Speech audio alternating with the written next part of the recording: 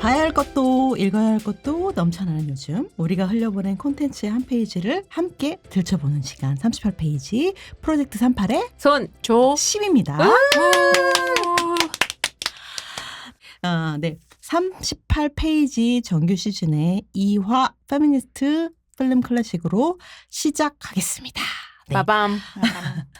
네, 여러분들 페미니즘 필름 클래식만 또 아마도 기다리신 분들 많이 있으실 거예요. 왜냐하면 이렇게 필름 클래식만을 이렇게 시리즈로 하는 팟캐스트는 거의 그 38페이지가 유일무이하기 때문에 그런가요? 독보적이죠. 진짜? 또 독보적인가요? 오늘 작품도 또 굉장치 않습니까? 굉장한가요? 여러분? 굉장한 작품 하고 있기 때문에. 독보적으로 굉장한가요? 그럼요. 암만요. 그렇기 때문에 오늘 방송도 기대해 주시고, 또 일주일 동안 2주일이죠. 2주일 동안 또 여러분들 또 어떻게 지내셨는지, 또 봄 되셨으니까 여러분들도 이제 슬슬 꽃놀이 가셨나? 꽃놀이와 함께 또 야외 활동과 함께 또 이제 원래 1월부터 짐 등록 많이 하시는데 또 4월도 본격적으로 짐 등록을 하는 그런 시즌이 아닌가 생각을 해봅니다. 여러분들 건강 상태는 어떠신지, 어떤 운동하고 계신지 요즘에 좀 물어보고 싶네요. 여러분들. 오늘의 스몰 토크는 운동 얘기 좀 하시죠. 운동 얘기 하라 그러면 나 3시간도 할 수 있는데. 건강썰과 운동썰 얘기 한번 하시죠. 근데 나는 정말 평생을 낮잠을 자야 되는 사람이었어요. 그래서 고등학교 때는 교무실에서 별명이 또자였어요. 진짜? 회색 등판 또자. 늘 교복이 회색이었거든요. 그래서 수업 시간에 계속 잔다고 선생님들이 그렇게 불렀었는데, 근데 나이 들어서도 사실 잤어야 됐거든요. 그래서 직장 생활을 거의 못했어요. 잘 수가 없으니까. 그래서 이제 영화제 이런 데는 좀 여유 있으니까 했었던 거야. 근데 최근에 드디어 낮잠을 안 자도 되는 체력으로 바뀌고 있는 거예요. 놀랍죠? 뭘 했길래. 뭘 했냐? 6개월 동안 뛰었습니다. 여러분, 정말 러닝이에요.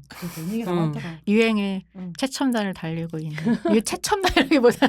근데 이제는 사실 유행이라고 하기에는 사람들의 라이프 스타일이 되고 있는 것 같다. 하지만 거의 트렌드 손이죠. 남들 한다고 하면 아니야. 다 해보자. 내가 남들 하는 거 다 하는 건 맞는데 이번엔 진짜 몰랐어. 생각보다 오래 간다. 그리고 이거는 살려고 걷기 시작했는데 걷다 보니 뛰게 됐고, 뛰는 게 너무 재밌는 거예요. 그래서 계속 뛰고 있다. 근데 요즘에 공기가 안 좋아가지고 맞아요. 미세먼지 때문에 추운 건 괜찮은데 공기는 좀 힘들더라고요. 그래서 사람들이 각박해지는 건 공기가 안 좋아서인 것도 되게 큰 것 같아요. 성미 말라져요. 실제로. 진짜. 좀 그렇더라고요. 그래서 저는 체력이 좋아지고 있고 이유는 한 가지. 뛰는 거다. 축하합니다. 네. 저의 근황입니다. 우리 그것보다도 우리 조 대표의 건강이 많이 걱정이 됩니다. 사실. 저도 걷는 거 되게 좋아하고, 그러니까 늘 아이디어가 막히고 이러면 항상 걸으면 해결이 됐던 것 같아요. 걷거나 뛰거나. 그래서 그걸 믿고 있긴 하거든요. 근데 이제 물론 실천은 안 되지만, 그래서 저도 몇 년 전까지는 상당히 좀 걷고 뛰고 하는 걸 했었는데, 무릎 도가니가 나가면서 더 이상 걸을 수 없게 되었다. 혹은 뛸 수 없게 됐다. 그래서 이제 그렇네. 네. 그리고 또 제가 얼마 전에 이제 어깨를 다쳐가지고 그놈의 어깨. 이게 지금 가동성이 전혀 없어서 지금 1화에도 등장했던 그 어깨. 네. 상체에 또 운동을 할 수가 없어요. 그러니까 하체 운동, 상체 운동을 지금 다 할 수 없는 상태여서 그래도 제가 넘어질 때 그걸 느꼈거든요. 내가 코어가 1도 없구나. 내가 넘어질 때 나를 받쳐줄 수 있는 게 내 몸 안에 아무것도 없다. 진짜 오징어 같은 어떤 몸이다라는 걸 정말 그 남 얘기 넘어지는 아닙니다. 되게 진짜 슬로우 모션으로 정말 정확하게 그걸 생각하면서 넘어졌어요. 그래서 이제 어깨가 다쳤는데, 그래서 이제 지금 안 되겠다 싶어가지고 한 2주 됐는데 매일 아침에 심으뜸 씨의 뭐라고? 유튜버 심으뜸. 네, 유튜버 심으뜸 심으뜸. 네, 씨의 그 10분 스쿼트라고 하는 게 있는데, 그거를 사실 거의 매일 요즘에 한 2주는 그래도 실천하고 있어요. 훌륭하다. 10분만 정말 너무 더도 중요해. 말고 덜도 말고 딱 10분 그냥 스쿼트만 실천을 하고 있다. 이거 계속 유지하는 게 저의 목표입니다. 아니 근데 진짜로 뛰면서 배운 것 중에 하나는 꾸준히 해서 꾸준히 하면 어딘가에 가 있다라고 하는 그 변화를 느낀 게 나한테 인생에 이런 걸 느껴본 적이 별로 없는 것 같거든요. 그래서 약간 뭘 할 수 있을 거라는 용기 같은 게 생기기도 했어. 꾸준함은 되게 중요한 것 같아요. 그래서 저도 약간 조성노아 선생님처럼 말하고 있는 것 같아서 기분이 별론데 왜 별로예요? 왜 별로예요? 누구보다 모범적이면서 왜 별로예요? 늘 모범생은 늘 일탈을 꿈꾼다. 약간 동족 혐오인가? 나 조성노아 선생님 열심히 보면서 싫다 그렇게. 동족 혐오가 있습니다. 이게 참 건강과 운동이 가면 갈수록 진짜 뭐랄까 우리의 대화의 많은 부분을 차지하는 것 중에 진짜 하나이기도 하거든요. 그래서 오늘은 진짜 저희가 이 손조심 만나면 사실 이 얘기를 안 하고 넘어가는 적이 없어요. 거의 아마도 많은 아니 신평도 운동하잖아. 근데 이걸 듣는 많은 분들도 아마 건강과 진짜 이거 그다음에 운동에 대해서 늘 생각하고 계실 텐데 저도 이제 열심히 하려고 노력하는데 열심히 못 하거든요. 저도 어쨌든 저는 한 2년 가까이 계속 이제 요가 그 전에도 했었어요. 장난 아니에요. 네, 아니에요. 거꾸로 서는 거 되는 사람. 그게 생각보다 어렵지 않다니까요. 어유 그거 하니까 안 어렵지. 코어가 없어서 엎어지는 사람 옆에 무슨 말하는 거야. 걷는 것도 안 돼, 서 있는 것도 안 돼. 저에게는 진짜. 그 시르아사나라고 부르는데 그게 조금만 하면 네, 알았어요. 근데 요가를 열심히 그래도 저는 일주일에 2번 정도 이렇게 하는데 정말 신비로운 거는 뭐냐면 그 여러분들 요가 유튜브도 많이 따라 하시고 할 거잖아요. 근데 매일매일 할 때마다 정말 다른 걸 깨닫게 된다는 게 너무 신기해요. 뭐를 깨달아요? 내 몸에 다른 것들을 알게 돼요. 매일매일 그 갈 때마다 똑같은 자세를 해도 달라요. 매번 달라요. 매번 다르고 내가 이렇게 몸이 똑같은 모양을 한다고 해도 근육이라든지 그다음에 발을 얼만큼 벌리느냐 그다음에 요거를 숨을 어떻게 쉬느냐 고개를 어느 만큼 드느냐에 따라서 정말 매번 다릅니다. 그게 너무너무 신기해요. 매번 갈 때마다 다른 걸 느끼게 된다는 거. 그리고 그게 너무 신기하다는 거. 그게 꾸준함이 오히려 그 안에서 차이를 만들는 맞아요. 그 차이를 내가 동일한 게 아니라 차이와 알아챈다는 반복인가요? 네, 그게 하려다가 입을 때렸잖아 지금. 그러니까 내가 하면 안 어렵게 느껴져. 근데 네가 하면 어렵게 느껴져. 진짜 반복은 진짜 중요해요. 반복을 해야 그 차이를 진짜 알게 되는 거예요. 그렇지 않으면 결코 모르거든. 그리고 그게 이제 나의 몸에 습관이 돼야죠. 운동은 진짜 습관이 돼야 되는 것 같아요. 하지만 결코 그걸 몸에 습관으로 붙이지 못하고 있어서 늘 선생님들의 도움을 받고 있다라고 하는 거. 네.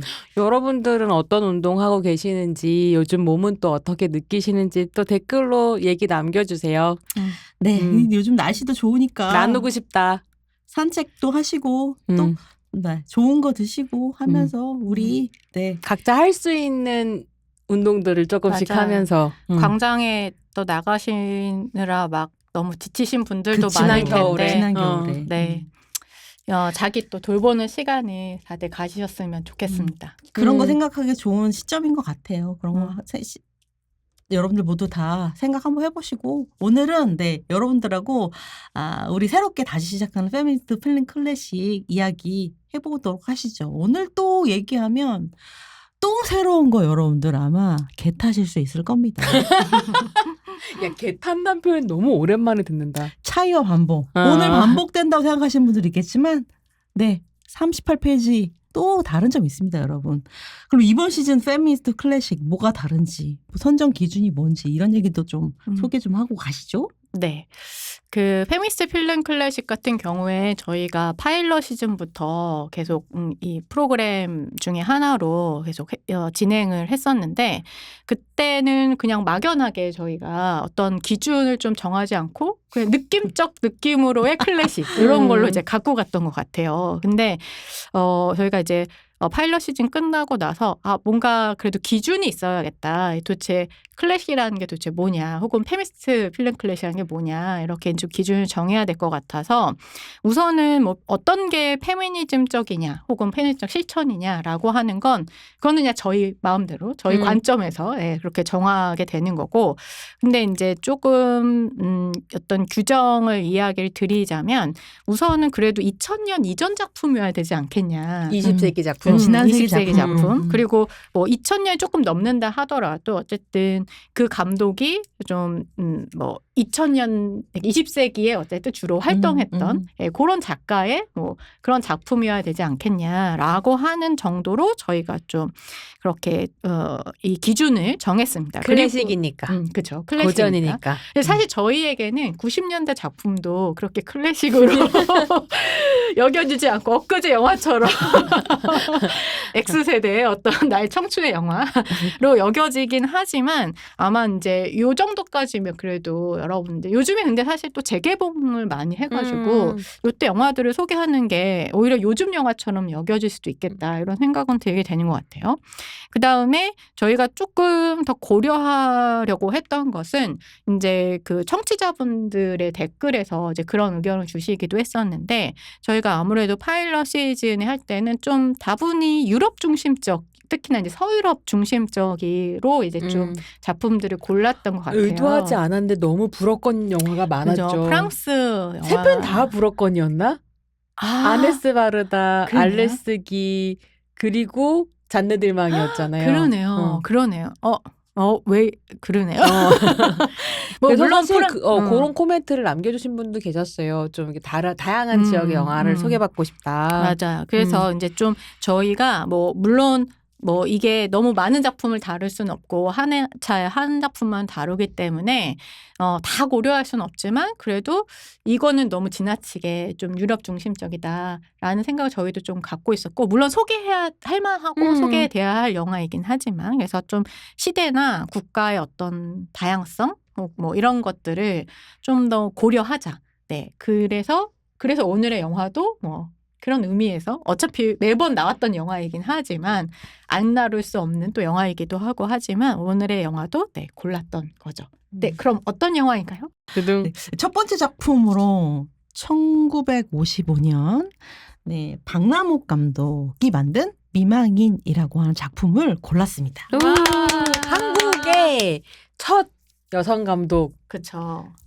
개막이란다. 개봉작. 네, 그쵸. 미망인. 장편. 네, 이 작품은 우리가 페미니스트 필름 클래식 이제 각각 고르고 좀 모으는 그런 과정들이 있었는데 이 손조심 모두 다 정말 적극적으로 동의하고 의미가 있다고 생각한 그런 작품이에요. 그래서 정규 시즌의 첫 번째 페미니스트 필름 클래식은 한국의 첫 여성 감독 영화 박남욱 감독의 미망인입니다. 고르지 않을 수 없었던 것 같아요. 저번에 파일럿 시즌 할 때도 계속 맞아요. 네, 언급이 이야기 계속 되기도 나왔었죠. 했고요. 이게 어쨌든 1990년대까지 한국에서 극장에서 개봉한 여성 감독 장편 영화가 6명의 감독이 극장 개봉작을 만들었고 너무 오랜 기간인 거잖아요. 거의 그쵸. 한 40년, 45년 동안 6명밖에 영화를 장편을 못 만들었다라는 의미인데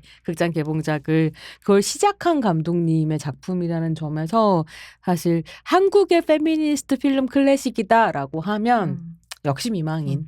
근데 저는 오늘 또 들을 때 좀 강조하고 싶은 건 늘 언제나 미망인을 이야기할 때 그냥 첫 여성 감독 이것만 너무 그러니까 파이오니어, 선구자 이것만 너무 강조가 되는 것 같아요. 이게 아무래도 잔들망을 만들었던 샹타르 커만도 그런 이야기 했는데 내가 어떤 다른 영화를 만들어도 계속 페미니스트, 여성, 이제 정체성, 그러니까 소수자 정체성으로 계속 좀 뭐라 해야 될까요? 환원된다. 이런 이야기를 하면서 작품 얘기는 너무 안 한다.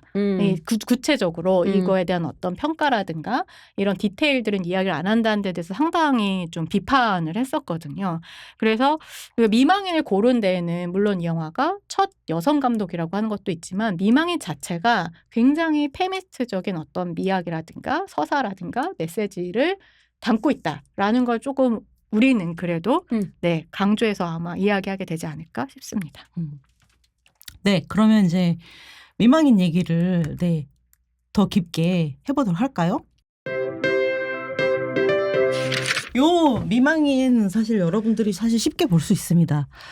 지금 바로 치시면 네, 미망인 영화 미망인 이렇게 치시면 뭐 세 군데에서나 볼 수 있거든요. 그래서 한국영상자료원이라고 하는 네, KMDB VOD 서비스로 또 볼 수 있으시고요. 그다음에 또 영상자료원이 유튜브 채널을 운영하고 있습니다. 그래서 한국 고전 영화라고 하는 채널 가시면 볼 수 있고 또 영상자료원은 네이버 TV랑도 이렇게 뭐랄까 MOU를 맺고 있나요? 네, 그래서 네이버 TV에서도 네, 볼 수 있습니다. 그러니까 볼 수 있는 곳은 사실 상당히 많은 편이죠.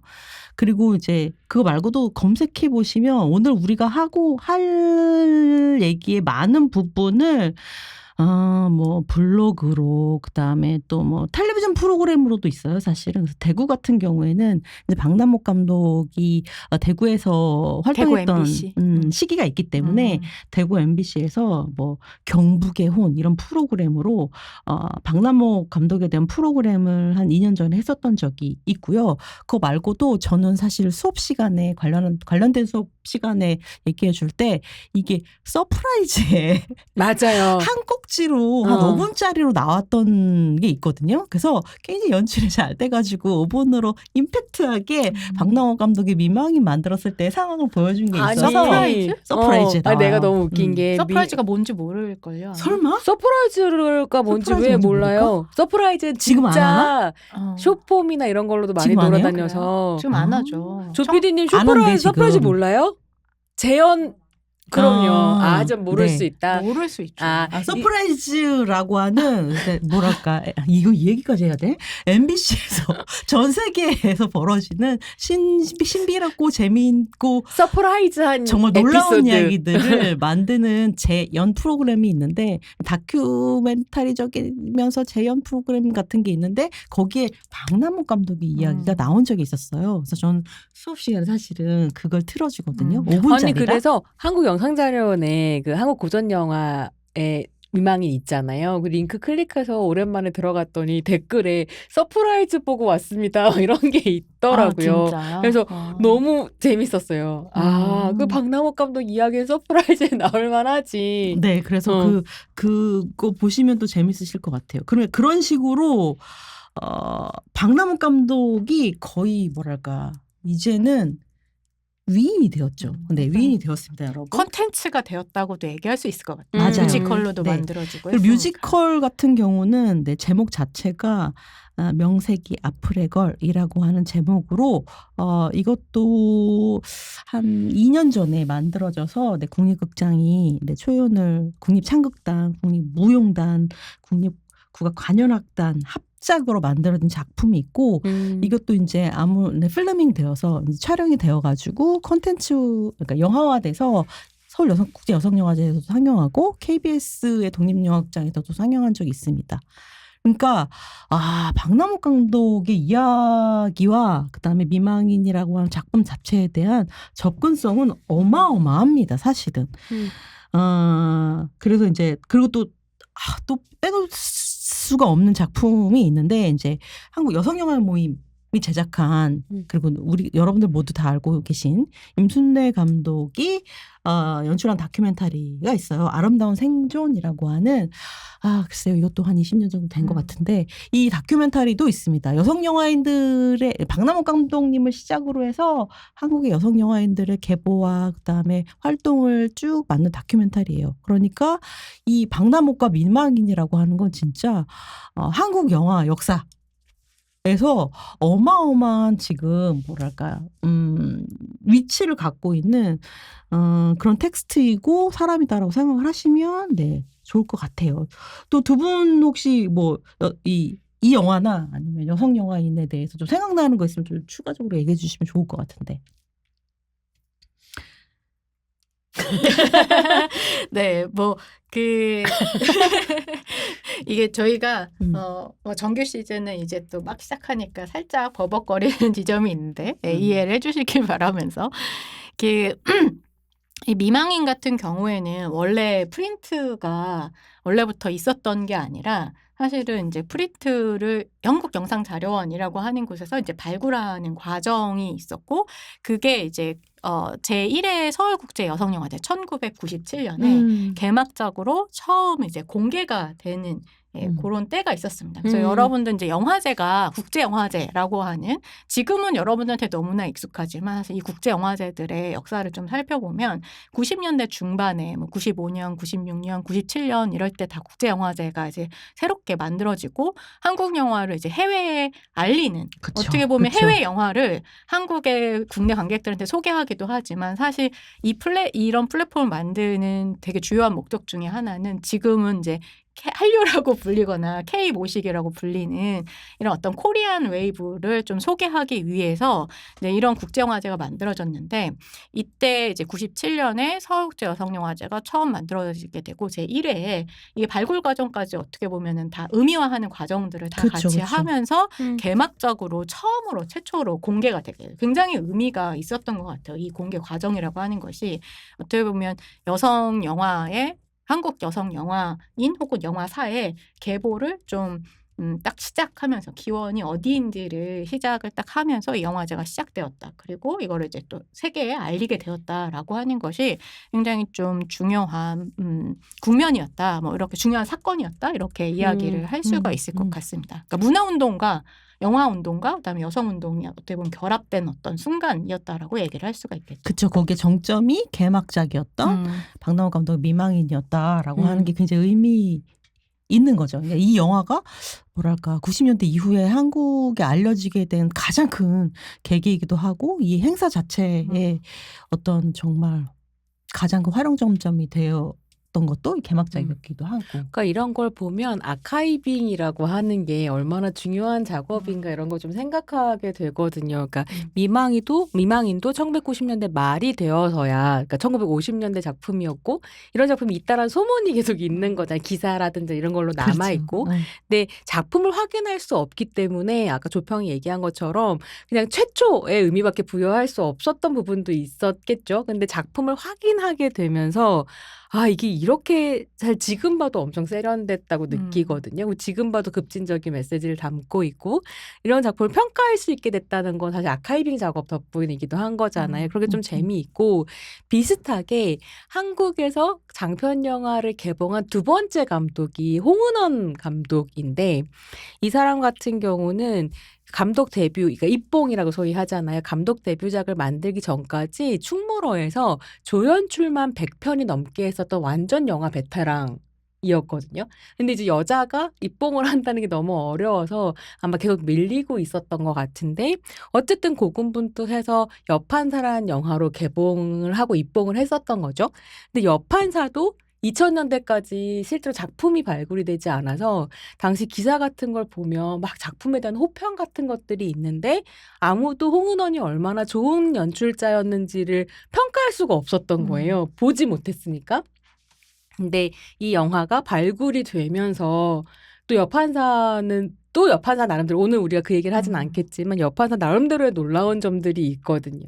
그걸 영화 감독으로서 이제 얘기할 수 있다는 게 좀 좋은 것 같아요. 그러니까 이런 식으로 좀 발굴하고 의미화하는 작업들이 더 많이 필요하다 이런 생각을 하게 되죠. 네, 이게 진짜 할 얘기가 너무 많기 때문에 우리가 아직 미망인이 무슨 영화인지 얘기도 안 하고 여러 가지 얘기를 많이 했네요. 네, 네, 홍은원 감독 얘기 나와서 잠깐 얘기하고 가면 오늘 그 미망인에서 여러분들 영화 보러 가셨을 때 그 이 영화의 진이라고 하는 남자 주인공의 옛날 애인이 등장하는데 남자 주인공의 옛날 애인의 목소리를 홍은원 감독이 네, 아후레코라고 하는데 애프터 그 후기 후시 녹음할 때 홍은원 감독이 했다고 해요. 네, 그때 당시 어쨌든 여성 영화인들이 많이 없었기 때문에 다 같이 굉장히 친밀하게 지내기도 했고 그래서 오늘 박남호 감독 얘기하면서 네. 우리가 더 얘기할 수는 없겠지만 홍은원 감독과 굉장히 베스트 프렌드이기도 했다라고 하는 점 알고 계시면 좋을 것 같습니다.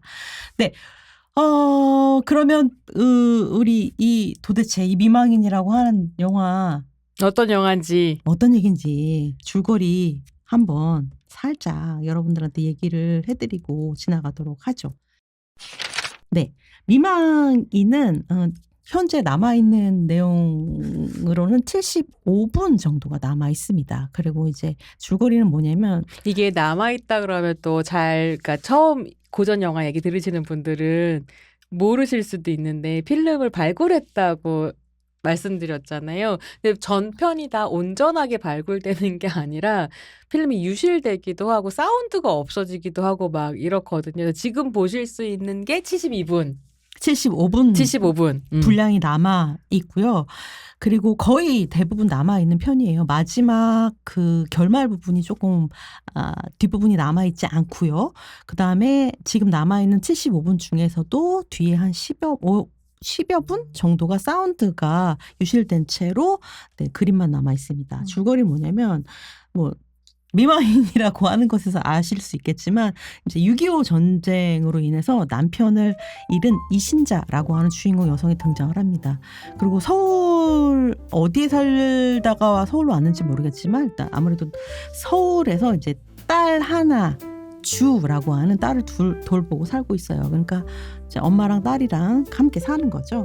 그리고 이제 여자 혼자 아이를 키우다 보니까 오늘도 수업료를 이제 가져가지 못하게 되는 상황이 돼서 딸이 학교에 가기 싫어해요. 그래서 이걸 달래서 보내고 하루하루 이제 어떻게 살아가야 될지 너무 막막한 거죠. 이제 그 와중에 기댈 곳이라고는 이제 그 6.25 전쟁이 데려가 버렸어요라고 한마디로 처리되는 그 남편의 친구 이성진이라고 하는 사장, 사업체를 운영하고 있기 때문에 좀 유복하죠. 그 사장 때문에 사장이 좀 도와줘요. 남편 친구가. 그래서 간신히 하루하루 넘기고 있는데 자꾸 이 이성진 사장을 만나다 보니까 이성진 사장의 처 부인이 이 신자와 이 사장과의 관계를 조금 안 좋게 보죠. 그래서 두 사람의 관계를 막 추궁합니다. 그러다가 이제 또 재밌는 건 뭐냐면 이 자기 남편의 불륜을 의심하는 이 이성진 사장은 이성상의 처. 네, 이 사장의 처가 그 허전한 마음을 또 인천의 해수욕장에 가서 달래다가 어떤 청년을 만납니다. 택이라고 하는 청년을 만나요. 근데 이제 사실 그 관계가 오래 가지는 못하죠. 그러다가 이제 어느 날 또 밀회를 즐기던 이 사장의 처와 택, 그 다음에 오렌지 주스를 사서 소풍을 나온 신자와 주, 그러니까 이 모든 사람들이 뚝섬에 있는 해수욕장에서 우연히 만납니다. 그러다가 이 택이라고 하는 젊은 청년이 익사를 할 위기에 처해 있는 이 신자의 딸 주를 구해주게 되죠. 그리고 이제 그러다가 또 너무나도 신비스럽게 갑자기 택과 신자가 급격히 서로 호감을 갖죠. 근데 신자한테는 딸이 있다 보니까 판잣집 단칸방에서 딸까지 있는데 이 택이라고 하는 새로운 청년과 새로운 삶을 시작하기에는 적합한 상황이 아니죠. 동거를 하려고 하는데 딸의 눈치를 엄청 보게 되는 거죠. 그래서 결국에는 택한 건 뭐냐면 딸을 그 동네 다른 부부한테 보내야겠다라고 생각하고 본인은 이제 이 택이라고 하는 청년과 새로운 삶을 꾸려야 되겠다라고 생각하죠. 그리고 이 사장, 남편 친구였던 이 사장을 약간 꿰어서 이 사장한테 양장점을 하려고 양장점을 할 수 있는 돈을 얻어내서 양장점을 차리죠. 이 이야기에서 핵심적인 건 뭐냐면 택은 변변찮게 하는 일이 없다. 아니요, 택은 직업이 있어요. 간판쟁이입니다. 간판쟁이에요. 네. 왜 그 이사장이 자기 처가 택이랑 바람난 걸 알고 자기 비서한테 이 남자 뭐 하는 남자냐고 물어보니까 비서가 변변하게 하는 일이 약간 없다. 한약 같은데 이렇게 영화 얘기하긴 하죠. 간판쟁이 간판을 그리긴 하는데 일이 별로 없는 거죠. 그렇죠. 왜냐하면 지금 전쟁이 끝난 직후고 영화계라고 하는 게 막 맹렬하게 돌아가지 않으니까 영화도 작품이 자꾸 바뀌어야 간판을 그릴 것인데 뭐 그런 상태인 거죠. 근데 그러다 보니까 그러니까 영화 간판만 그려서는 안 돼요. 다른 광고일 같은 것도 이제 해야 되는 거예요. 그러다가 막 다른 광고 일을 하다가 우연히 세상에 창문 너머를 그 가게를 지나가던 자기 옛 애인을 만나요. 전쟁 때 자기가 이제 전쟁 전에 만났던 여자 진이죠. 그 여자가 죽은 줄 알았는데 세상에 기적같이 서울 한복판에서 만나게 되는 거예요. 근데 이제 택이 이 진이라고 하는 여자를 만나가지고 또 그 여자랑 거의 살림을 또 차립니다. 그러다 보니까 아니 이 신자는 택이 돌아오질 않는 거예요. 그래서 택을 찾아서 막 서울 거리를 막 여기저기 돌아다닙니다. 여기저기 돌아다니다가 알게 되죠. 새로운 여자를 만났다고라는 사실을 알게 되죠. 아, 그리고 이제 자기 딸까지 이제 동네 부부한테 맡기고 이 남자를 남성을 선택을 했는데 결국에는 새 희망이 가득 차 있다가 택이 다른 과거의 여자친구를 선택했다는 걸 알고서 택을 향해 칼날을 든다고 해요. 근데 이 장면이 영화에 있지는 않아요. 이 장면부터는 영화에 없는데 그래서 이 칼날을 들었다고만 되어 있는데 칼날을 들고 어떻게 했는지는 모르겠습니다. 그리고 다시 홀로 됐다고 해요. 홀로 된 신자는 꿋꿋이 살아가기 위해서 이제 딸 주랑 이삿짐을 수레에 싣고 굉장히 긴 시골길을 내려가는 장면으로 영화가 마지막에 끝난다고 해요. 그래서 지금 우리가 제가 지금 줄거리 얘기해 드린 것 중에 택과 어떻게 마무리를 하였는지, 그다음에 혼자 어떻게 딸을 데리고 어디로 이삿짐을 싣고 가는 장면 같은 경우는 거의가 한 5분 정도가 지금 남아있지 않다고 하는데 결말을 직접적으로 사실 확인을 할 수가 없습니다. 이 결말 같은 경우는 이제 박남욱 감독의 회고록이나 이제 당시에 남아있던 신문평 같은 것들을 이제 조합을 해보면 이런 식으로 마무리가 되었다고 되어 있습니다. 네. 그러니까 나는 너무 궁금한 거예요. 그러니까 택에게 버림받았다는 걸 알고 난 다음에 주인공이 자기랑 되게 친한 양공주로 묘사가 되죠. 영어를 쓰는 남자들과 이렇게 활동하면서 돈을 버는 이렇게 묘사가 되기 때문에 당시 맞아. 표현으로 양공주 하자면 맞아요. 양공주인 네. 건데 양공주 친구랑 둘이 술을 마시면서 되게 길게 대화를 나눠요. 근데 거기 사운드가 하나도 없잖아. 근데 너무 궁금한 거야. 도대체 이 놀라운 줄거리 안에서 그 여자들이 각자의 욕망에 되게 충실하고 하지만 그 욕망이라고 하는 것이 그냥 낭만화되는 게 아니라 어떻게 이 전후에 남성들이 그러니까 경제력이 없어진 상태에서 사라져버렸거나 이런 상태에서 이걸 헤쳐나가기 위해서 고군분투하는 여자의 이 이야기 안에서 이걸 너무 잘 보여주는 작품 안에서 이 두 사람이 도대체 술 마셔서 무슨 얘기를 했을까? 굉장히 급진적인 얘기를 했을 거라고 맞아요. 생각해요. 그럴 것 같아. 왜냐하면 양공주로 나오는 이 친구가 생각이 굉장히 어떻게 보면 이 영화에서 우리 주인공 이신자보다도 더 급진적인 얘기를 굉장히 많이 하거든요.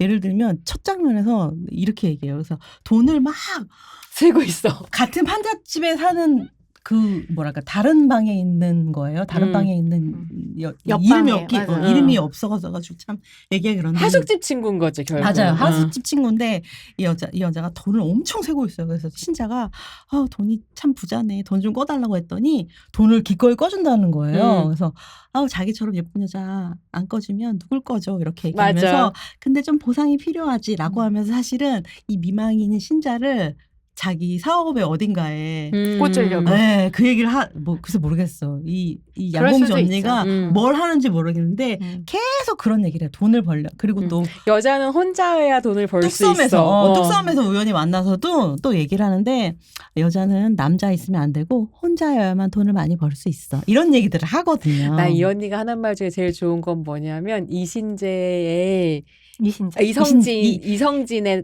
부인이 나도 그 장면 제일 좋아하는데 맞아요. 이 사장이 처가 와가지고 너 우리 남편하고 무슨 사이냐고 막 추궁할 때 그때 한마디 하죠. 뭐라고 하죠? 아니 지 남편이나 조질 일이지? 이렇게 얘기하고 아니 지 남편이나 조질 일이지 왜 여자끼리 무슨 짓 하냐고. 그게 진짜 사실은 난 너무너무 그 대사를 들었을 때 그 충격을 잊을 수가 없어. 근데 심지어 적대 관계일 때조차도 그렇게 여자들끼리 막 비난하거나 싸우거나 이렇게 되지는 않거든요. 맞아. 이 영화에서 이게 진짜 좀 신기하긴 한 것 같아요. 그래서 이 영화에서 보면 이 양공주로 등장하는 언니가 이 홀로 된 이 미망인 신자에 대해서 엄청난 유대감을 보여주고 그다음 굉장히 급진적이고 적극적으로 개입하는 얘기를 굉장히 많이 해주거든요. 그러니까 우리가 사운드를 듣지 못하는 그 장면에서 둘이 양주를 따르고 담배를 피우고 있는 그 장면에서 진짜 엄청난 얘기가 나왔을 것 같아요. 근데 애초부터 저는 이 영화가 나는 그렇게 갈 거다. 그런 여자들을 그 이전에 다뤘던 어떤 전후에 그런 여성들처럼 다루지 않고 갈 거다라고 하는 거 선언하고 가는 영화인 것 같아요. 맨 앞에 이제 이런 자막으로 시작을 하잖아요. 이웃에 이러한 미망인이 있었다. 수렁에 빠졌을 때라도 그는 해바라기였다.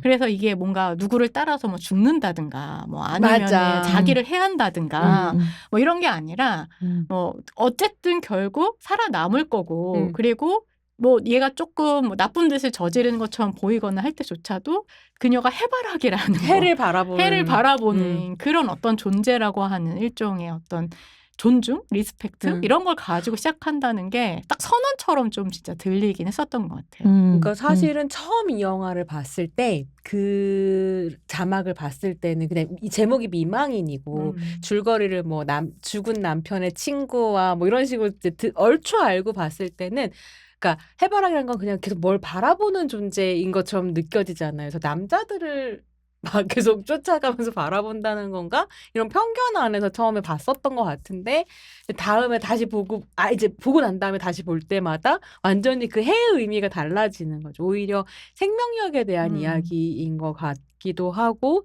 박남옥 감독이 작업을 해냈었던 방식이나 이런 것들 생각해 보면 진짜 강인한 어떤 힘, 노동에 대한 이야기이기도 하다. 그 생명력이라는 게 단순한 어떤 생존, 살아남기가 아니라 욕망을 추구한다는 거. 내 욕망이 무엇인지를 정확하게 알고 그 욕망이 설사 현실적으로 뭐 예를 들어서 내가 돈도 벌고 그다음에 아기도 내 딸도 잘 키우고 내 사랑도 쟁취하고 이것이 현실적으로 불가능해 보일 때조차도 그 모든 걸 쟁취하기 위해서 달려간다라고 하는 일종의 되게 욕망을 추구하는 굉장히 현대적인 그런 어떤 존재라고 하는 거를 이 해바라기라고 하는 게 좀 보여주는 것 같아요. 아니 이 해바라기 얘기를 사실 조금 하자면 이제 더 얘기하게 될 건데 이 박남옥 감독이 영화를 해야겠다라고 생각하는 거는 사실은 뭐 어릴 때부터 그런 뭐랄까 영화나 미술이나 무용이나 이런 거 너무 좋아했지만 특히 영화계에 대한 사랑이 박남옥 감독이 엄청났던 것 같아요. 그리고 자기가 영화를 입문하게 된 계기 자체가 이 김신재라고 하는 한국 영화의 배우 때문에 영화를 입문했다라고 그러니까 본인이 얘기하거든요. 늘 팬레터를 썼고 거의 이 팬심 자체가 어마어마했는데 박남옥 감독의 자서전 박남옥이라고 하는 그 책에서 보면 이 해바라기 언급이 좀 나오는데 어떤 해바라기 언급이 언제 나오냐면 이제 자기가 그 한국전쟁 당시에 이제 피난을 갔던 부산에서 김신재라고 하는 배우를 뭐 그전에도 만나고 알고 있었지만 김신재라고 하는 배우를 또 만난 거예요. 이 김신재가 미망인의 주인공 이었었지만 결국에는 하지 못했죠. 네, 배우는 이민자라고 하는 배우인데 김신재를 위해서 사실은 이 영화를 하고 싶었기도 했어요. 김신재를 그 피난지 부산에서 만났는데 당시 김신재는 이제 물론 저기 식민지 시대 때부터 유명한 배우기도 했고 여러 작품에 등장을 하기도 했고 그리고 이제 남편도 최인규라고 하는 당시에 뭐랄까 최고의 감독 중에 한 명이었는데 남편이 북으로 납북된 상황이었고 혼자 아이들을 데리고 서울 거리를 헤매다가 결국은 피난을 왔던 거예요. 애를 한 3명 정도였던 것 같아요. 그중에 남자애 둘은 또 세상을 떠났다고 하는데 그러니까 미망인 된 상태인 거죠. 남편을 잃고 살았는지 죽었는지 모르는 상태고 미망인 된 상태에서 부산에서 너무너무 좋아하는 이 박남옥이 너무너무 사랑하는 김신재를 또 만난 거예요. 만났는데 이렇게 남편을 잃은 그녀의 얼굴이 해바라기처럼 보였다는 거예요. 그렇구나. 그렇게 써요 본인이. 그렇죠. 그때도 그리고 그녀의 나이가 30대 중반이었는데도 그렇게 해바라기처럼 보였다라고 하면서 영화를 해야겠다. 원래는 김신재를 주연으로 하려고 했는데 김신재가 건강상의 이유로 사실 그걸 못했다고 해요. 그래서 해바라기 하라고 하는 건 정말 그 사랑이었구나. 박남옥의 욕망이기도 했네요. 엄청난 팬심. 그러니까 미망인이어도 상관없구나. 이 생을 향한 욕망이라든지 그런 것이 그러니까 저렇게 에너지와 뭐 여러 가지 그녀가 그렇게 보일 수 있구나라고 하는 영감을 얻었던 것 같아요. 그래서 해바라기 생각을 하면 약간 그런 뉘앙스. 근데 얘기를 들으면서 그런 생각을 아니었나. 들었는데 왜 어쨌든 우리가 페미니즘의 관심사 안에서 단어들을 이제 안 쓰게 되는 단어들 뭐 이런 것들도 당연히 있는 거잖아요. 그 중에 하나가 미망인이죠. 그래서 죽은 남편을 잊지 못하는 여자라는 이름으로 이제 미망인 이렇게 쓰는 거니까 이거 좋지 않다. 쓰지 않았으면 좋겠다. 이렇게 얘기를 했었는데 한편으로는 이 단어를 어떻게 다른 의미로 그러니까 상상해낼 수 있는가라고 하는 걸 이 작품에서도 좀 볼 수 있다. 왜냐면 이 작품의 미망인은 미망한 사람이 아니거든. 아니요, 맞아. 이 작품에서는 완벽하게 남편 없죠. 뭐. 언급하지 않아요. 그리고 남편을 이용해요. 남편의 남편의 네트워크를 적극적으로 이용하죠. 그리고 이제 택을 만나가지고 택을 데리고 이제 처음으로 자기 판잣집 방으로 데리고 와서 술을 한잔하는 장면이 있는데 거기에서 이제 택이 이렇게 얘기해. 이 시간이 이제 남편 오실 시간이 된 거 아니냐고 이렇게 슬그머니 떠보죠. 너 남편이 있냐 없냐. 그랬더니 얘기하는데 우리 남편은 6.25가 데려간 걸요. 남편에 대한 언급 그거 하나밖에 없어요. 영화 내내. 6.25가 데려갔다 라고 하는 거 그거 하나밖에 없어요. 이 영화에서 미망인은 없어. 완전 망인이죠. 그냥 이거 이신자예요.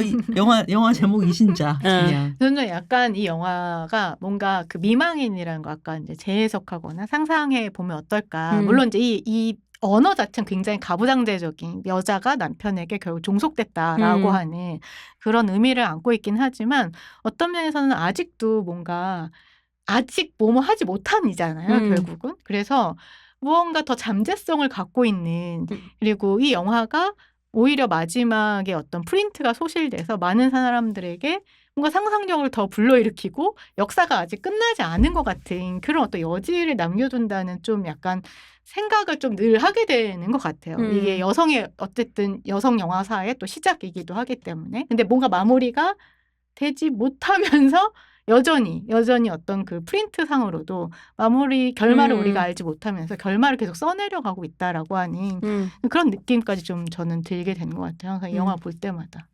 근데 우리가 박남옥 감독이 사실 이 영화를 다 만들었다고 할 수는 없으니까 거의 제작도 하고 사실 감독도 하고 그다음에 밥도 해먹였다면서요. 마케팅도 하고 홍보도 하고 사실 다 했지만 사실은 이 영화는 당시에 막 결혼을 했던 남편인 극작가 이보라가 시나리오를 쓰기도 썼거든요. 박남옥의 남편이. 네, 박남옥의 남편이 시나리오를 썼고요. 그리고 그 전창근 감독이라고 하는 굉장히 유명 당시 원로 감독 중에 한 사람인데 전창근 감독과 같이 남편과 셋이 같이 기획을 했다고. 그러니까 늘 만나니까 피난지 대구에서 부산에서 늘 영화 얘기를 했던 것 같아요. 그러다가 이 영화가 이제 나오긴 했는데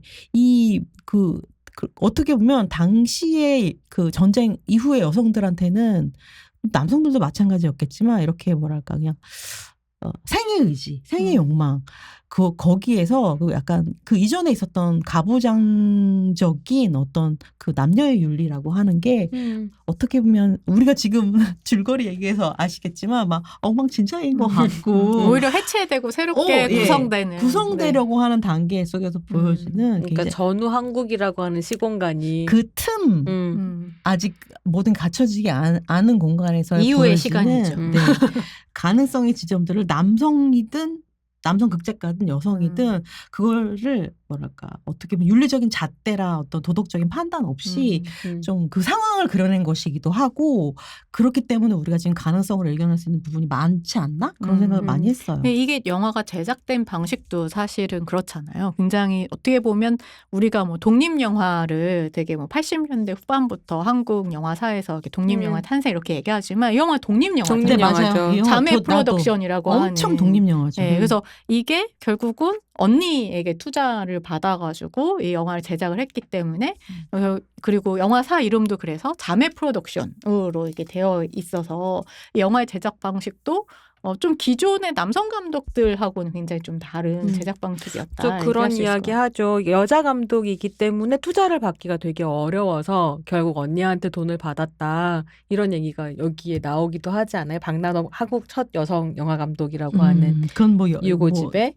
딱 한 가지로만 설명하기는 어려울 것 같아요. 우리 박남욱 감독하고 지금 영화 제작기 조금 얘기를 할까요? 왜냐하면 이 영화는 제작 제목 자체가 훨씬 더 드라마틱하기 때문에 그 얘기를 안 할 수가 없는 것 같아요. 그래서 좀 전 얘기했던 것처럼 저도 야 이거는 거의 최초까지는 아니어도 거의 몇 안 되는 영화사 초창기의 독립영화다라고 얘기할 수 있을 것 같다는 생각이 들었거든요. 이때가 지금 한국전쟁 막 끝난 다음이기 때문에 한국 영화계가 사실은 거의 뭐 만신창이죠. 뭐 영화계가 있다고 하기도 그렇고 그다음에 영화 하는 사람들도 지금 뭐 부산에도 많고 지금 대구에 뭐 피난 갔다가 부산에 있고 지금 대구에 있고 그다음 또 일부는 서울로 올라오고 막 이런 상황에서 영화를 만든 건데 영화 당시에 거의 영화를 이 식민지 시기 이후에 이제 막 약간 한국 영화가 만들어질까 말까 하던 차에 또 전쟁이 나버렸기 때문에 사실은 영화 산업 자체는 거의 뭐 있다고 하기가 참 힘든 상황이었고 이제 예전에는 영화를 이제 자본을 만들 때는 이제 지방에 뭐 흥행하는 극장주들이 좀 돈을 모아서 이렇게 하는 방식, 그다음에 영화 제작사라고가 있었다고는 해야겠죠. 거기서 어떻게든 돈을 마련하는 방식이었다고 할 수 있는데 말씀하신 것처럼 대부분 영화계 자체가 그렇게 감독이 제작자를 거의 겸한 데가 많았고 그러다 보니까 그렇게 돈을 끌어올 수 있는 데는 남성들이 운영하는 데였을 건데 이제 박남욱 같은 경우는 전후였기 때문에 좀 박남욱 감독 캐릭터 자체가 독특했던 것 같기도 해요. 거의 본인을 뭐 난 여자니까 안 되라고 생각했던 적은 단 한 번도 없었던 것 같고 그다음 다 이렇게 막 어울리는 영화인들 사이에서 그렇게 시작을 했던 것 같아요. 그래서 또 가정 자체가 이제 유복한 편이기도 했기 때문에 투포한 선수였죠. 정말 그 결혼하기 이력도 전부터. 네, 맞아요. 교육도 굉장히 그 많이 당시에 투포한 선수라니. 유복한 가정에 자랐고 그다음에 교육도 굉장히 잘 받은 편이고 그다음에 이제 영화계에 이제 김신재를 통해서 영화계에 들어오기 전부터 그다음에 사단법인 조선영화 주식회사라고 하는 한국에서 이제 뭐랄까 식민지 시대 때도 굉장히 거의 하나로 통합된 그런 영화 회사에서 광희동 촬영소라고 해서 표현을 하는데 거기에서 여러 가지 영화 일을 받고 그다음에 또 대구로 잠깐 뭐 왔을 때도 관련해서 뭐 영화평을 쓴다든지 뭐 신문 기자 일을 한다든지 그다음에 또 거기서 또 국방부에 있는 촬영대라고 하는 거기에 이제 들어가서 또 활동을 하기도 활동했다고. 맞아요. 촬영대에서도 활동을 하고 그러니까 영화를 계속 했던 사람이고 그럼 당시에 생각해보면 여성으로서는 되게 엄청난 엘리트인 거네요. 그 중에 하나고 그리고 이 여성이 영화에 관여할 수 있는 방법은 대부분 배우죠. 배우가 아니면 의상? 왜냐면 이때는 의상이라고 하는 게 이렇게 나눠져 있던 상태도 아니니까 60년대를 좀 넘어가야 의상도 여성이 좀 담당하는 편이고 이때 여자들이 관여하는 게 거의 촬영 같은 거는 거의 없는 게 없다고 해도 과언이 아니고 연출에 홍은환 감독 같은 경우는 스크립이나 아니면 조연출이나 시나리오를 좀 계속 썼던 거고 아니면 몇몇은 지금 뭐 김영희 제가 예전에 구술을 했던 선생님이 있는데 이제 편집이 마치 재봉틀 같아서 편집에서 아주 오랫동안 활동하셨는데 편집 정도. 이제 김영희 편집 기사님이랑 홍은원, 박남욱 감독 이렇게가 되게 친했다고 그랬던 것 같아요. 그죠? 예, 그래서 셋이 친하게 지내서 뭐 삼바가라스라고 해서 그래 삼바가라스. 셋이 뭐 친구도 하고 맨날 술 먹고 놀고 맨날 그랬던 것 같은데 오마주라고 하는 영화에도 약간 나오죠. 신소원 감독이 홍은원 감독을 주인공으로 오마주란 영화를 찍었는데 거기 나오는 편집 기사님이 김영희 선생님이죠. 선생님이다 그러더라고요. 네. 그래서 이 어떻게 보면 우리 박남욱 감독 같은 경우는 굉장히 독특한 캐릭터였던 것 같긴 해요. 유일무이한 이렇게 어쨌든 영화를 계속 영화계에서 맴돌고 그러다가 이제 진짜 유복했던 어떤 영화를 할 수 있는 여러 가지 조건들이 있었고 뭐 친구들 뭐 남편부터 해가지고 그런 조건들이 있었고 그리고 네 언니가 사실 언니가 굉장히 둘째 언니가 굉장히 유복했는데 언니한테 돈을 받아가지고 언니한테 돈을 받아 제작비를 해가지고 언니를 존중하는 마음에서 자매 영화사라고 사실은 제작에다 써준 거죠. 그렇게 해가지고 언니한테 돈을 받아서 독립영화를 전후에 만든 셈이 된 건 거죠. 네. 이때 1953년에 나온 영화가 개봉한 영화가 15편이에요. 한국 영화가. 와. 그 중에 하나가 그 중에 박남욱 하나가 감독이다. 박남욱 감독의 이 영화인 거죠. 근데 사실 박남욱 감독하면 얘기는 그러니까 이 사람 구체적으로 누군지는 잘 몰라도 박남욱 감독의 가장 유명한 사진은 아마 많이들 보셨을 것 같아요. 애기 이렇게 들쳐업고 포대기 이렇게 감아가지고 카메라 딱 보는 그 흑백 사진이 되게 유명한데 그 사진 얘기도 좀 해주세요. 그 촬영 그러니까 그 유명한 사진 자체는 사실은 후반 작업하려고 부산 다니실 때 찍었다는 얘기를 듣긴 했는데 어쨌든 요런 모습으로 현장에도 나타나셨다는 거잖아요. 아마도 그랬겠죠. 감독이. 네. 아마도 그랬을 것 같은데 왜냐면 아이도 없고 밥도 해주고 하면 그 영화가 그 결혼을 53년 했으니까 한국 전쟁 끝날 무렵에 이제 대구에서 만나가지고 남편하고 결혼하고 그 1년 있다가 딱 1년 있다 이제 아이를 낳은 거죠. 전쟁 통해 결혼하고 아이를 낳은 게 54년인 건 거죠. 영화가 55년에 나왔잖아요. 그러니까 하면 54년에 촬영했다는 뜻이겠죠? 네. 54년에 촬영을 하니까 이제 애가 1살인 거잖아요. 낳자마자 거의 들쳐 업고 나왔다고 하셨던 것 같아요. 애가 한 살인 거고 이게 이때 막 뭐 부산에 있다 대구에 있다 서울에 있다 왔다 갔다 있으셔가지고 좀 복잡한데 애 낳고 3일 있다가 뭐 애 어떻게 했는지 기억이 안 나지만 자기 애 낳고 3일 있다가 극장에 영화 보러 갔다고 하더라고. 제가 애는 어디서 뭔지 기억 안 난대요. 진짜 엄청난 지금 영화관, 보면 엄청 영화관 뭐 덕후 이런 사람인 네. 거죠. 그래서 지금 사진은 지금 박남욱 감독님 자서전 표지이기도 하고 이거는 박남욱 치면 엄청나게 많이 나온 사진이라서 여러분들 보시면 알 수 있을 텐데 여기는 서울거리래요. 네. 서울이에요? 부산 네, 아니고? 서울 거리고 그다음에 이제 영화 다 촬영하고 나서 그다음에 이제 내가 이 영화 어떻게 개봉할까 어떻게 이제 지방 흥행 어떻게 해야 되나 그런 거 하려고 이제 서울 종로거리 나갔다가 당시에 또 길거리에서 마치 인생 네컷처럼 이 스냅 사진 찍는 게 엄청 유행이었대요. 그래서 길에서 스냅 사진 찍은 거라고 하더라고요. 젊은이가 와서 사진 찍으실래요? 해서 찍은 사진이라고 하는데 이 딸이 좀 지금 이 경주 딸이 좀 크잖아요. 그렇죠?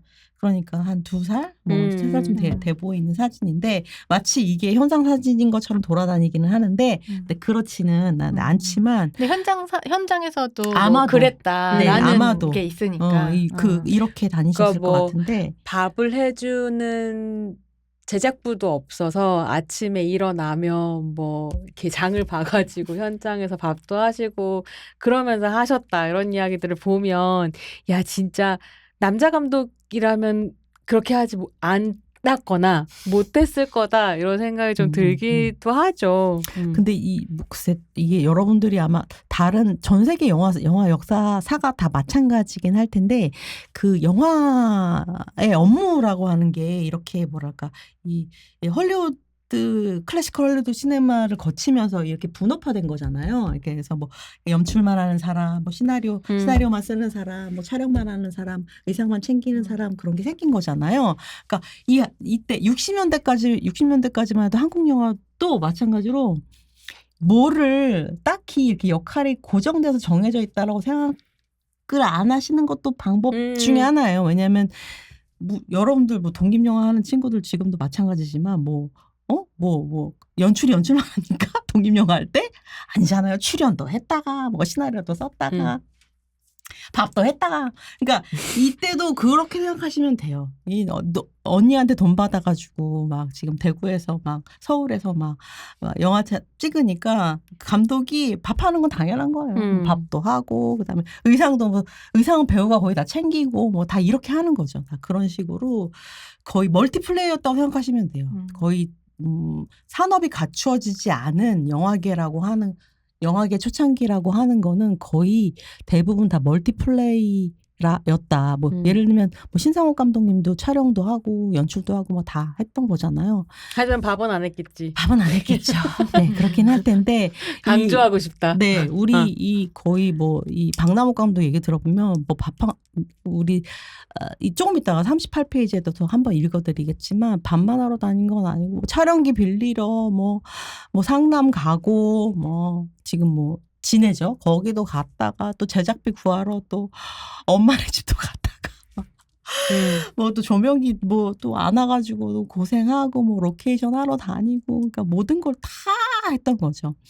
어쨌든 저 거의 몇 안 되는 이거는 정말 독립영화계의 엄청난 뭐랄까 작품이다라고 해도 진짜 과언은 아닌 거죠. 그러니까 그때 우리가 알리스기 할 때도 그런 이야기 했었지만 여성이 어떤 것을 창조해내거나 생산해낼 때 그러니까 기존의 어떤 뭐라 해야 될까요? 뭐 전범, 그러니까 규범 안에서의 연대기적인 어떤 역사, 그러니까 독립영화가 늘 한국영화사를 쓰면 80년대 후반에 시작되었다라고 하는 그쵸, 것, 그건 그리고 아니다. 어떤 그 직종의 분업이라고 하는 것, 이런 것들을 그러니까 경계를 항상 넘나들거나 아니면 연대기적인 어떤 시간을 헤쳐놓는, 그래서 시간을 되게 다시 바라보게 만드는 그런 게 되게 여성의 어떤 창조성 이런 것과 되게 맞물려 있다 이런 생각을 하게 되는 것 같아요. 지금 얘기를 듣다 보니까. 이렇게 영화를 너무너무 좋아해가지고 자기 영화까지 찍게 된 근데 안타깝지만 한 편만 찍고 그걸 못하긴 했지만 그리고 자기가 너무너무 사랑했던 김신재라고 하는 배우와 평생 친구가 되고 근데 나중에 이 김신재라고 하는 배우가 그 하고 같이 이제 미국으로 이민도 가거든요. 근데 박나홍 선생님도 이제 80년대에 미국으로 또 딸이 유학 가는 뭐 그런 일도 있어서 이민을 가기도 하는데 미국에 가서도 김신재 배우를 보러 가려고 막 가고 그 관계를 평생 그 우정과 사랑의 관계를 평생 유지하셨던 것 같아요. 그러니까 사실은 엄청난 어떻게 보면 성덕이죠, 성덕. 성덕 감독. 해바라기를 쫓아가는 성덕. 당신도 해바라기네. 근데 나는 그 영화에서 되게 재미있었던 게, 그러니까 뭐랄까, 지금 우리한테 너무 당연하지만 저때도 저게 당연했을까라는 생각을 했었던 장면이 여러 개가 있었는데 그 중에 하나는 어쨌든 수업료를 낼 수 없어서 딸이 학교에 안 가겠다라고 얘기하는데 그걸 부득부득 학교로 보내고 그렇게 학교를 맨날 돈 타령만 한다고. 근데 딸을 전후에 그렇게 학교를 보내겠다라고 고집하는 이 미망인의 모습이라고 하는 게 저 당시에 얼마나 흔한 모습일까 이런 생각을 하기는 했었거든요. 근데 한편으로 박나홍 감독님이 지금 뒤에 들쳐업은 따님 저 아기 이름이 경주라니까 영화 속의 딸은 또 주라고 불리우잖아요. 그러니까 그런 연관관계 안에서 또 이야기를 보게 되는 것도 있는 것 같아요. 나중에 어쨌든 남편이랑은 이혼을 했고 따님을 그러니까 공부 계속 시켜가지고 유학도 보내고 미국에 같이 살러 간 거잖아요. 근데 지금 우리 앞에 나와 있는 이 박남옥 한국 첫 여성 영화 감독이라고 하는 이 원고도 사실 유고집인 건데 박남옥 감독님이 쭉 쓰셨던 글을 이제 LA에서 돌아가실 때 남겨놓고 돌아가셨고 따님이 정리해가지고 출판사 찾으러 왔다고 하시더라고요. 그러니까 사실 그 딸이 끝까지 어머니의 이야기를 받아서 기록으로 이렇게 남겼다라는 게 나는 또 이제 와닿는 게 있는 거죠. 그 수업료 어렵게 구해서 물론 이제 박나홍 감독님은 부잣집 딸이었다니까. 엄청 부잣집 딸이었죠. 뭐 그렇게까지 힘들게 교육시키지 않았겠지만 어쨌든 그 당시에 그건 그렇게 흔한 일은 아니니까요. 근데 그런 그런 거는 비슷할 수 있을 것 같아요. 그게 내 어떤 사랑에 대한 욕망과 그다음에 아이도 뭐 물론 이제 다른 데 맡기긴 하지만 그것도 포기하지 않고 돈도 벌고 싶고 이 모든 것을 내가 다 쟁취하겠다라고 하는 그 욕망을 실천하는 거는 되게 비슷하지 않았을까라는 생각도 되게 되는 것 같아요. 음. 그래서 그런 점에서는 이제 이런 그 전후의 여성들을 불러가지고 당시에 되게 아프레 걸 이렇게 불렀었잖아요. 근데 이 아프레 걸이라고 하는 것이 그러니까 정말 전후, 그러니까 그 아프레가 이제 불어로 애프터 이후라고 하는 뜻이기 때문에 전후의 여성이라고 하는 건데 이게 한국만 있었던 게 아니라 사실 이제 모든 세계에서 전후에는 언제나 아까 얘기했던 것처럼 규칙과 이전의 어떤 규칙과 규범이라고 하는 것이 폭력적인 어떤 상황 속에서 무너지는 것이기 때문에 이거를 이제 다시 세운다는 말이죠. 이것이 되게 무너진 상황이기 때문에 재구성되는 어떤 시기라 오히려 기존의 젠더 규범이 마구 뒤집어지는 계급적인 것과 막 섞이고 지역도 막 섞이고 막 이러면서 뭐 되게 굉장히 새롭게 만들어지거나 어떤 다른 진보적인 가능성들을 만들어주는 건데 이 아프레걸은 실질적으로는 당시에 서구에서도 그랬고 그다음에 신여성과 마찬가지로 이게 한국에서도 긍정적인 의미로 쓰였던 건 아니에요. 일종의 약간의 뭐라 해야 될까 전후에 성적으로 좀 문란하고 낙인의 의미가 같이 뭔가 있죠. 이렇게 미국에서 들어온 어떤 신문물이라고 하는 소비주의 뭐 이런 것을 쫓아서 가는 젊은 여성들을 낙인 찍는 용어였단 말이에요.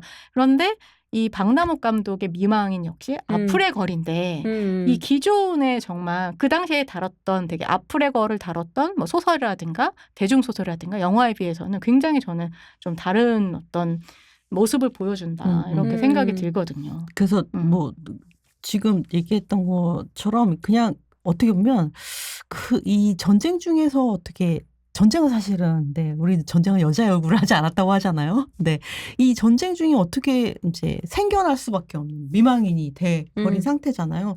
그 미망인을 그때 이렇게 얘기했대요. 뭐 탄피보다도 주의를 끌지 않는 존재가 미망인이었다라고 얘기를 했다고 해요. 그런 정도로. 왜냐하면 너무 그러니까 총을 쏘고 난 탄피만큼이나 전쟁 미망인이 많았다는 얘기죠. 근데 그 여자들을 그 전쟁 미망인을 조명하는 그런 영화라고 하는 게 이제 뭐랄까 영화평에서 좀 좋게 봤던 그런 이 영화를 좋게 봤던 평론가 조남사라고 하는 평론가가 했던 이야기이기도 하고 그리고 아프레거를 그린 영화가 이제 한국 영화에도 당시에 1950년 이제 후반부터 60년대까지 조금 있었는데 그 중에서 몇 편을 얘기를 하면 이제 뭐 운명의 손이라고 하는 이제 한영모 감독이 만든 그런 영화가 있는데 거기에서는 이제 그 아프레걸이 되게 이제 빠걸 간첩 이제 빠걸이자 간첩으로 등장을 해서 스파이죠. 그렇죠. 그러니까 마타하리 같은 그런 이중 스파이 이런 거죠. 그리고 이제 성애적인 방식을 좀 보여주기도 하고 그리고 자유부인이라고 하는 또 한영모 감독 영화인데 여기서는 이제 대학 교수 부인이 양품 그러니까 양장점 양품이요. 양품이죠, 미국 물건을 파는 양품점. 그러니까 미군한테서 흘러나오는 용품을 팔면서 이제 서양 문물에 물들어서 막 춤바람이 난다. 댄스를 하는 그래서 뭐 그런 오선영이라고 하는 주인공 굉장히 유명한 여자죠. 오선영이라고 하는 주인공 그다음에 또 아주 유명한 영화죠. 지옥화에서 완전 진짜 양공주를 그리고 있는 소니아 이름도 소니아라고 아예 그렇게 해요. 최은희 배우가 연기했던 굉장히 선정적으로 등장을 하기도 하고 그다음에 이 최은희 배우가 거기에서 이제 형제를 약간 농락하는 섹슈얼하게 농락하는 그런 주인공으로 나오는데 그 여자들하고 비교해서 보면 거기에 지금 제가 3편 얘기했던 여자들은 아프레걸로서의 무슨 섹슈얼리티 이런 걸 보여주는데 파무파탈이죠. 남성들을 되게 위험에 빠뜨리. 결국엔 다 처단해요. 영화가 끝날 때쯤이면 다 처단해버리죠. 아니면 이렇게 순치시켜서 다시 집으로 데리고 죽음을 맞이하거나 아니면 다 보수적인 연상으로 이렇게 여성의 위치로 이렇게 복귀시키는데 신자는 이 영화에서는 사실 그렇진 않아요. 가장 이 아프레걸 영화 중에 제일 빨리 등장한 영화이기도 하지만 그래서 어쨌든 태과의 애정생활을 어떻게 마무리하는지 모르겠지만 마무리를 하고 다시 이 딸을 데리고 새로운 삶을 시작하려고 하는 그런 이렇게 생의 욕망을 보여주는 그런 모습이 나름대로는 진짜 우리가 열린 경험말로 읽어낼 수 있는 그런 포인트. 그리고 저는 이게 신자뿐만 아니라 여기에 되게 여러 명의 아까도 얘기했다시피 이제 옆집에 사는 양공주인 것으로 추정되는 뭐 여성도 있고 그 다음에 이 남편의 친구가 이정진의 이사장인데 이 이사장의 그 사장이죠, 사장. 이 이성진 사장의 처가 있는데, 그러니까 결혼을 한 여성이면서 어쨌든 남편의 재산이 이제 많은 이런 사람. 그 다음에 또 전후에 홀로 돼가지고 있는 싱글인 젊은 여성. 근데 이 진이라고 하는 택의 옛날 여자친구.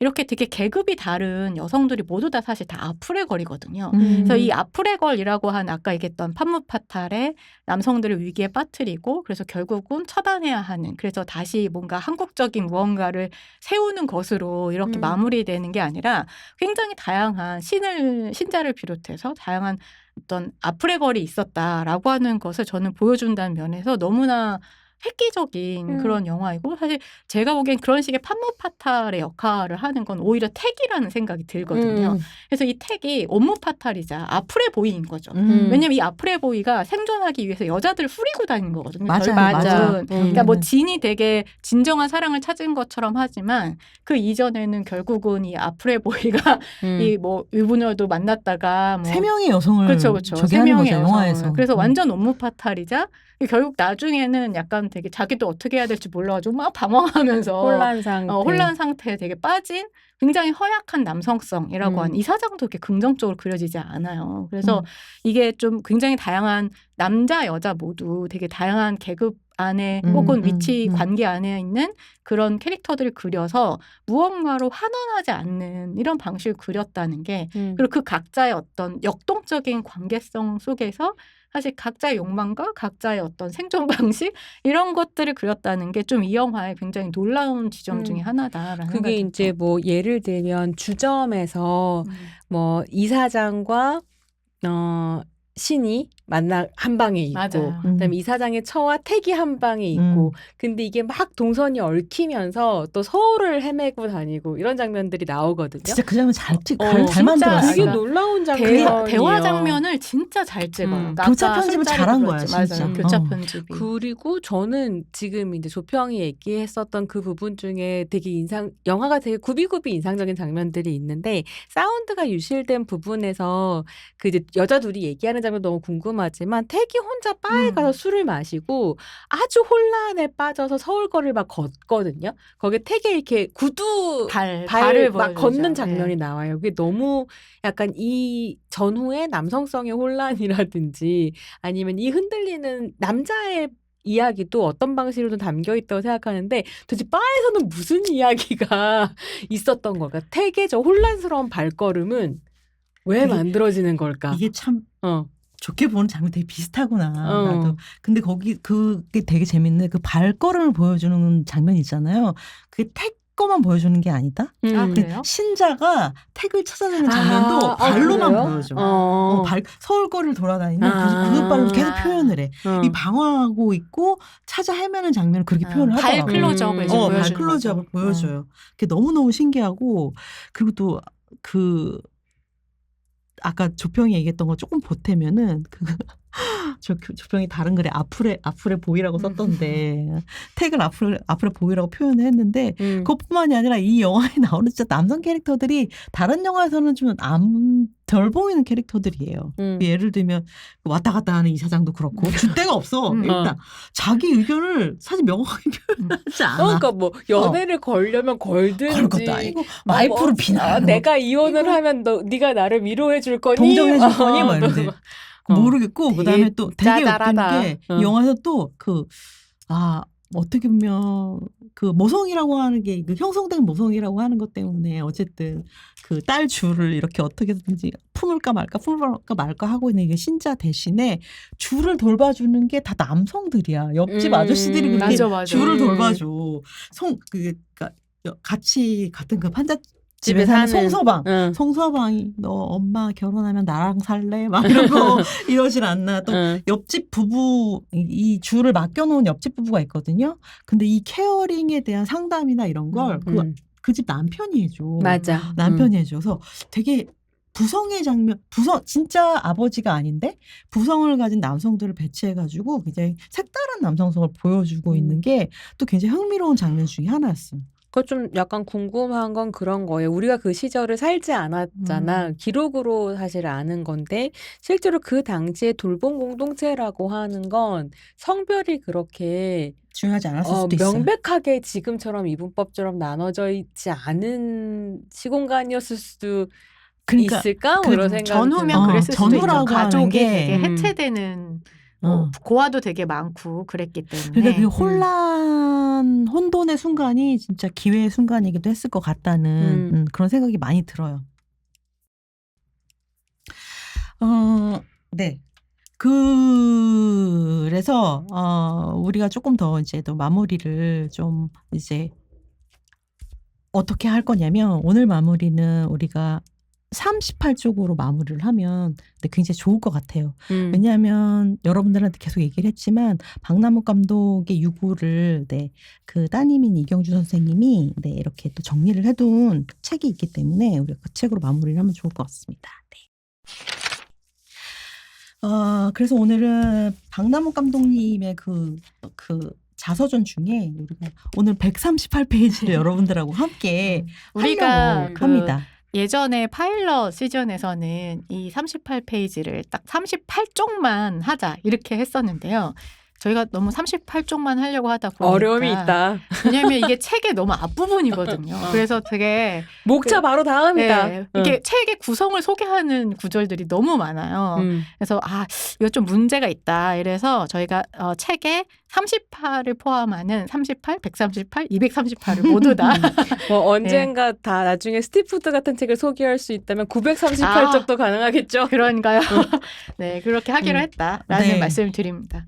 그래서 오늘 우리는 네, 박남욱 한국 영화 첫 여성 영화 감독이라고 하는 책 마음산책에서 등장한 만든 책이고요.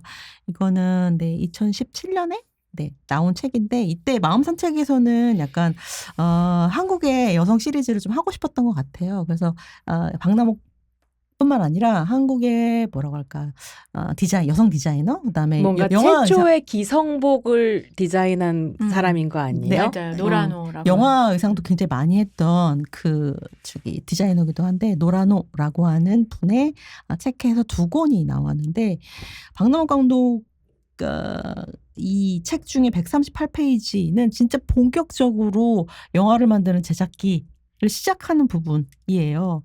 그래서 오늘 138페이지 내용을 좀 잠깐 읽어드리도록 하겠습니다. 점심때가 다가오면 나는 걱정이 태산이었다. 약 15명 정도 인원이었는데 매일 중국 음식을 시켜 먹을 수도 없고 점심 식사 해결이 그야말로 안건이 되었다. 얼마 안 가 나는 밥하는 일로 기운을 많이 빼앗기기 시작했다. 아침 일찍 갓 태어난 아이를 등에 업고 가까운 낙원시장으로 장을 보러 간다. 장마철이라 전날 비가 온 날은 시장 가는 골목이 무척 미끄러웠다. 그 골목길은 지금은 도로 포장이 잘 되어 있겠지.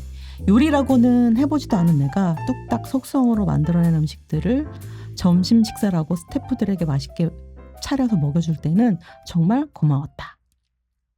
라고 하는 내용이 딱 있는데 이게 이제 그 영화에서 보면 그 신자의 판잣집이 종로 관운동에 본인의 신혼집으로 짓기도 했다고 해요. 거기서 찍기도 했다는데 거기가 나오고 이제 거기서 촬영을 했으니까 낙원시장이면 종로에서 낙원시장이면 별로 안 멀었겠죠.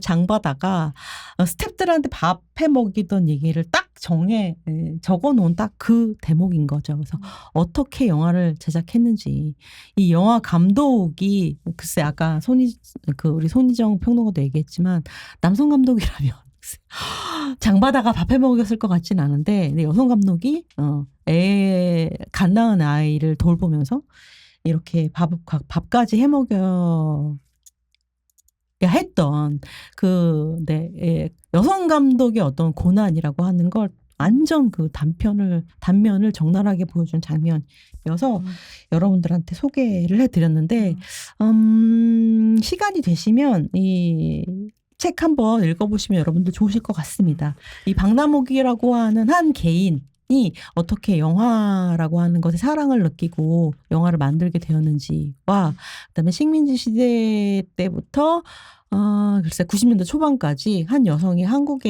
근대를 어떻게 통과했는지까지 아주 면밀하게 살펴볼 수 있는 책이니까 아주 흥미롭게 읽으실 수 있는 책일 것 같아요. 이 책 보시면 요 이제 사진뿐만이 아니라 박남욱 감독의 여러 사진들이 되게 많이 수록되어 있거든요. 관련된 사진들이 그 사진들 보는 재미들도 좀 있으실 텐데요. 189페이지에 보시면 되게 유명한 사진이 있어요. 박남욱 감독이 도쿄 아시아 영화제에 가서 담배를 이렇게 물고 있고 일본의 엄청 유명한 남자 배우가 담뱃불을 붙여주는 이 사진이 나와 있거든요. 약간 센세이셔널한 사진이기도 한데요. 이 사진 보시면 기억하시는 분들 계실 거예요. 조연철 배우가 이게 너무 좋아하는 장면이었는데 조연철 배우가 2022년에 백상예술대상에서 그 DP 연기로 그러니까 연기상을 받아요. 나무조연상을 받고 그때 했던 연설이 되게 유명하거든요. 아버지가 이제 투병 중이신데 뭐 그거에 대한 언급을 하면서 세월호 이야기까지 가는 이런 연설을 하는데 그때 입고 나왔었던 셔츠에 이 사진이 프린트가 되어 있어요. 근데 그런 선택을 한다는 게 일종의 무대에서 영화사에서 누구를 자기가 얘기하고 싶은가라는 퍼포먼스였고 그때 박남욱을 골랐는데 박남욱의 이런 앞에 이제 아기를 안고 있는 사진이 아니라 담배 피는 사진이 되게 그쵸. 재밌었던 것 같아요. 가부장적인 여성의 딱 이미지가 아니라 굉장히 사회적으로 활동하는 멋진 어떤 여성의 모습. 되게 어떤 여성의 카리스마가 모습. 느껴지는 사진 얘기. 근데 이게 어쩌면 박남욱의 또 다른 어떤 얼굴일 수 있고 그래서 그런 것도 좀 보실 수 있으니까 사실 저는 그 사진이 어떤 게 좋다, 어떤 게 나쁘다 이렇게 위계적으로 말하는 것은 좀 그렇다고 생각을 해요. 지금 그렇게 얘기한 건 아니지만 혹시나 오해하실까 봐. 그리고 그 아까 읽었던 그 138쪽의 이야기도 그게 이제 고난이기만 한 게 아니라 여기서 이제 해바라기라고 얘기했던 것은 자기가 어떤 일이 있어도 영화를 만들겠다라고 하는 이렇게 어떤 그 조건 이었지 않았을까라는 생각이 저는 들으면서 사실은 더 인상적이었던 게 그때 당시에도 중국 음식을 시켜 먹었구나. 그게 굉장히 매일 중국 음식 시켜 먹을 수도 남욱연이는 없고 그런 분이시니까요. 네. 그렇습니다. 그래서 책도 한번 보시면 좋겠다 싶습니다. 네, 이 박남욱이 얼마나 위인이 됐냐면 여러분 박남욱에 대한 동화도 나와 있습니다. 여러분 사실은 동화지. 네, 이 영화 찍는 박남욱에 대한 어떤 캐리커처까지 되어 있는 동화책에 나왔을 정도로 지금은 위인이 된 박남욱의 오늘 영화 미망인이 페미니스트 필름 클래식 첫 번째 작품이었다는 거 여러분들 기억해 주시면 좋을 것 같고 정말 안 본 사람 없게 진짜 모르는 사람 없게 해주시기 바랍니다. 네, 이렇게 이제 오늘 마무리를 해야 될 것 같은데요. 네, 우리 팟캐스트 38페이지는 네 유튜브 프로젝트 38 치시면 보실 수 있고 또 팟빵하고 팟캐스트에서 38페이지 치셔서 구독하시면 보고 들을 수 있습니다. 그러니까 모두 여러분 좋아요, 구독, 알람 설정 다 해주시면 좋을 것 같고요. 혹시 네 프로젝트 38과 광고나 협업 같은 거 원하시는 분들은 저희 지메일 있습니다. 네, o.project38 그다음에 gmail.com으로 보내주시면 좋을 것 같고요. 그리고 인스타그램도 있으니까 프로젝트 38 치시고 DM 보내주시면 네 저희한테 닿을 수 있습니다. 네, 뭐 마무리 안녕 멘트 한번 뭐 하실랍니까? 다음 시간에 또 만나요, 여러분. 네, 안녕. 안녕.